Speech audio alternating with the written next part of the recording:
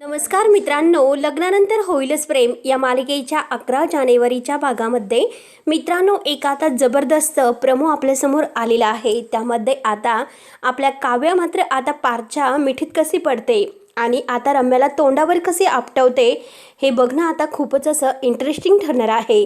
तेव्हा मित्रांनो हे बघा, आता काव्या काय कमाल करते तर आता मात्र पार्थ हा हातामध्ये काही कामाचे कागद घेऊन वर जात असतो आणि काव्या मात्र अगदी इतकी नटून थटून मात्र आता खाली पायरीवर येत असते आणि पार्थ तिच्या समोरून येतो।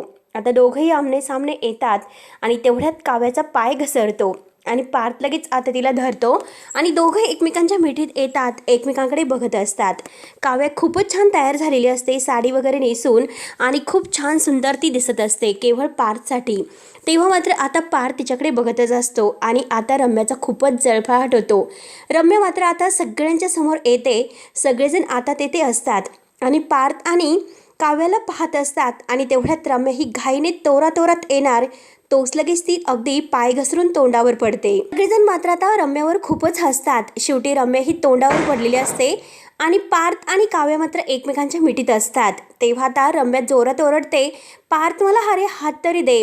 तेव्हा पार्थ हात द्यायला जातो तोच लगेच काव्या त्यांच्या हातामध्ये हात घालते आणि लगेच रम्याचा हात पकडते आणि काव्या सगळ्यांच्या समोर रम्याला म्हणते की हे यापुढे मात्र तू कधीही पडलीस तर मला हाक मार, कारण मी तुला पुरून उरेल। तेव्हा आता काव्याने मात्र अगदी पार्थला मिठीत घेऊन रम्याला चांगलाच अगदी धडा शिकून तोंडावर आपटवलेलं असतं। रम्याचा खूपच जळफळाट होतो।